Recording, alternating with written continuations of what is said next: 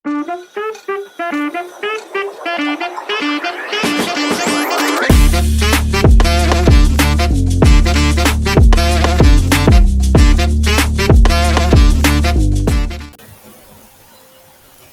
Assalamualaikum warahmatullahi wabarakatuh. Selamat datang kembali ke channel Bu Ratna. Baik, hari ini kita bertemu lagi dengan Bu Ratna dalam mapel informatika. Hari ini kita akan mempelajari materi baru, yaitu tentang teknik grafis dan videografi. Baik, bagaimana kabarnya kalian semua? Pasti masih semangat kan untuk mempelajari materi baru hari ini?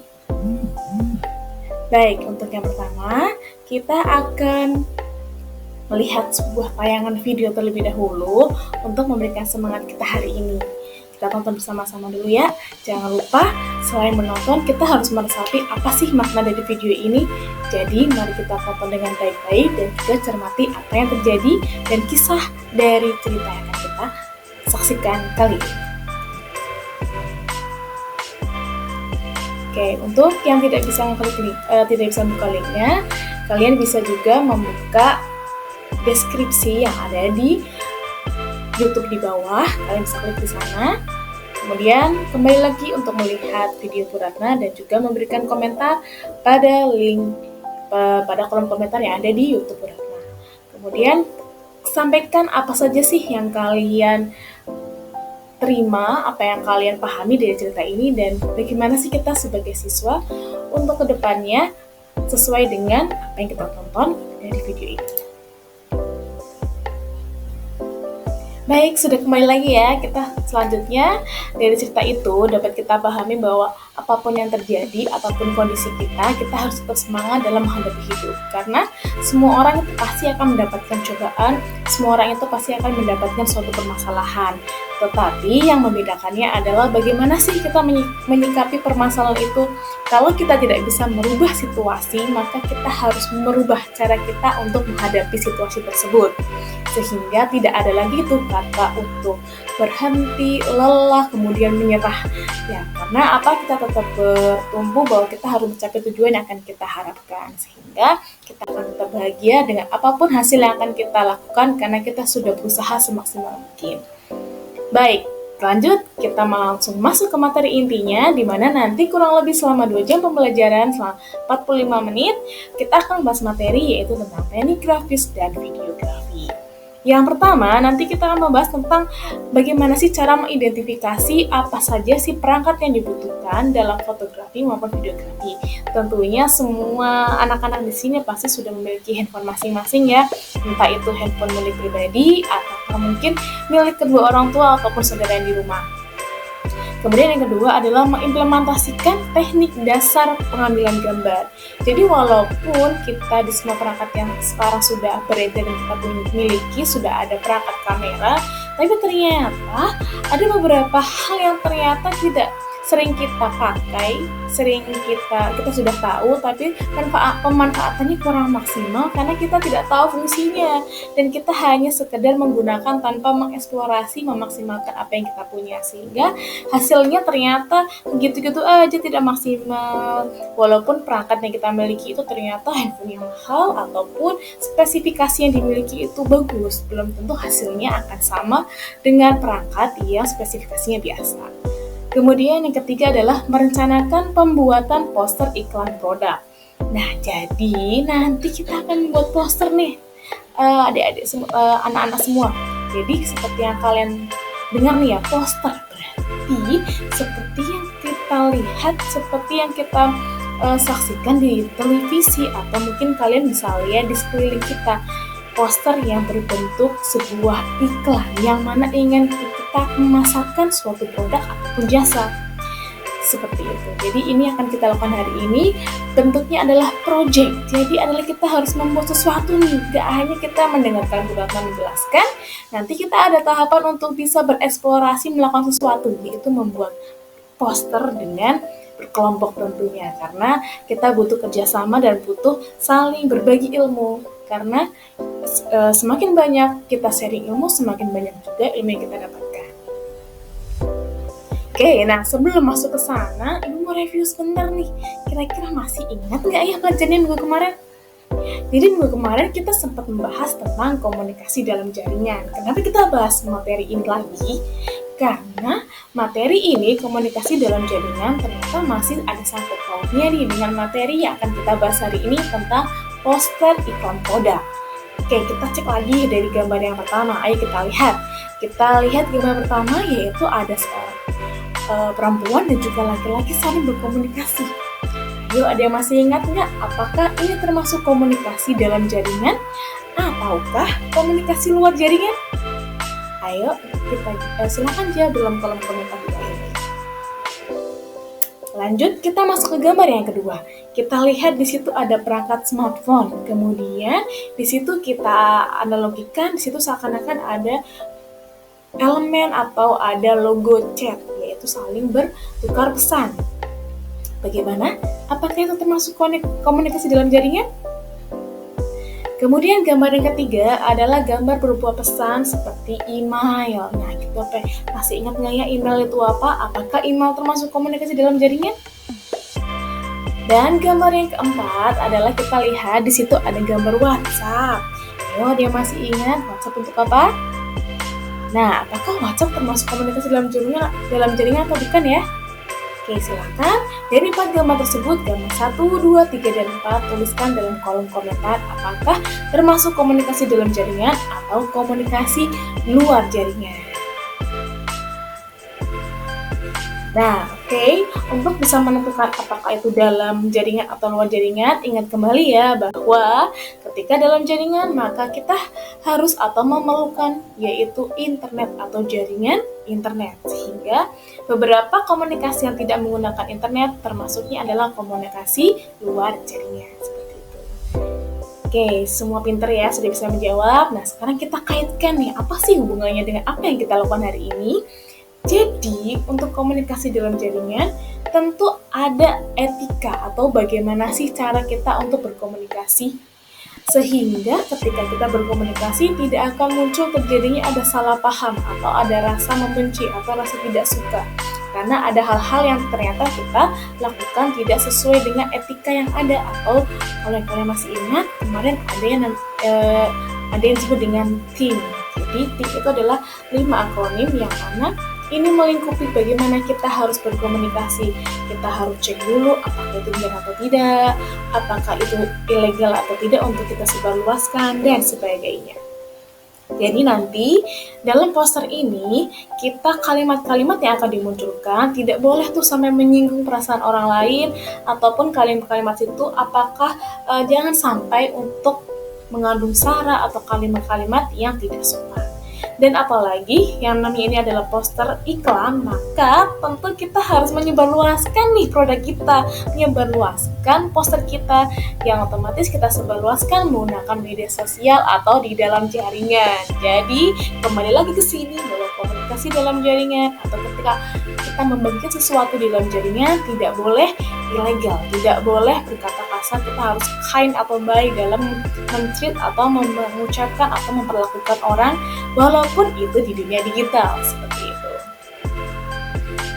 Baik, itu adalah gambaran yang akan kita bahas hari ini. Nah, sebelum kita mulai, seperti biasa, Ibu akan selalu ngecek dulu nih, melalui asesmen diagnostik awal, Ibu ingin tahu apakah anak-anak semua sudah mengetahui seberapa jauh penggunaan smartphone ya, apakah sudah mengetahui tentang kamera, apakah sudah mengetahui tentang fitur-fitur yang ada di kamera. Nah, itu semua ada di link yang berikut. Silakan kalian buka HP-nya masing-masing, kemudian tuliskan dalam aplikasi browser kalian dan isi semampu kalian, harus dengan jujur dan juga tidak usah perlu tanya ke teman-teman karena adalah untuk mengetahui kemampuan dari masing-masing semua. Gitu. Nah, sekarang kita lanjut nih. Kalau sudah mengisi, kita lanjut ke bagian apersepsi. Yuk, kita lihat. Pasti ini sudah paham semua nih. Di sini yang pertama kita lihat dulu ya, ada gambarnya Deddy Corbuzier, kemudian ada juga gambarnya Ivan Gunawan. Nah, sekarang kita lihat. Kalau kalian lihat ada gambar mix seperti ini, kira-kira kalian biasanya pasti langsung tahu dong ini apa.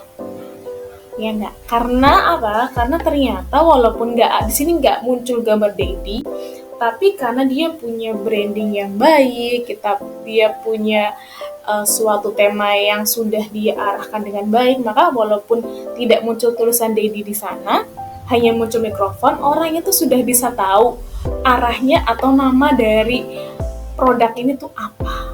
Itu adalah produknya berupa video Deddy Corbuzier yang biasanya sering kita sebut dengan close the door. Jadi kalimat close the door itu tanpa kita harus tahu siapa, kita ngerti ini ternyata videonya Deddy Corbuzier, karena kalimat ini sebagai branding atau sebagai hal yang membedakan dia dengan yang lainnya. Nah, hal yang seperti ini itu yang menjadi ciri khas dari sebuah iklan. Jadi selain kita memasarkan produk kita tentu pasti memberikan apa itu kelebihannya, apakah itu ciri-cirinya. Kita juga perlu nih membandingkan atau menonjolkan apa sih yang berbeda, apa sih ciri yang paling khas yang membuat dia tuh kita harus membuat apa sih yang punya kelebihan dari produk lainnya, atau membuat yang paling berbeda dari yang lainnya seperti itu. Ini salah satu contohnya ya. Kemudian, nah, jadi sekarang kita cek bersama yuk. Jadi sebenarnya apa sih manfaat dari poster itu sendiri? Apakah hanya untuk pajangan terlihat bagus? Ataukah ada makna atau manfaat lainnya? Coba yuk kita diskusikan dalam kolom komentar di bawah.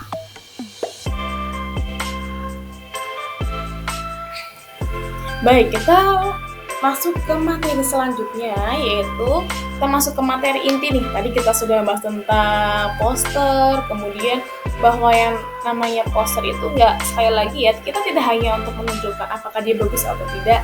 Kadang-kala ada juga poster yang sederhana seperti tadi Deddy Corbuzier ya, tanpa menunjukkan itu ada siapa, dia hanya menunjukkan sebuah alat yaitu mikrofon, tapi ternyata kita bisa menangkap itu dengan baik. Jadi poster itu tidak hanya untuk bagus saja, tapi juga perlu ada branding atau mencirikan dia khusus, mencirikan dia berbeda dengan yang lainnya. Sekarang kita masuk ke teknik dasar pengambilan gambar terlebih dahulu. Karena apa?